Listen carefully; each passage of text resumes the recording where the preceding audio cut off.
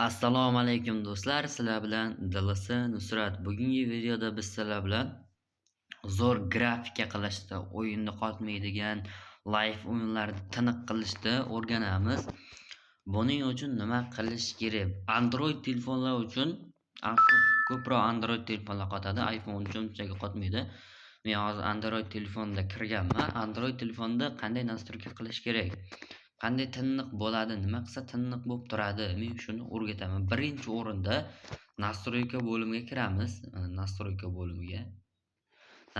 bo'limiga kirganimizdan keyin mana bu advanced bo'limiga o'tamiz. Advanced bo'limiga o'tganimizdan keyin graphic options bo'limi bor.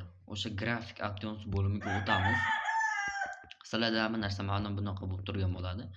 Shunaqa bo'lib turgan payt sizlar Android telefonda o'ynaydiganlar yaxshilab eshitinglar.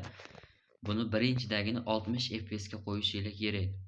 60 fps ga. Ikkinchisini low ga o'tkazilasiz.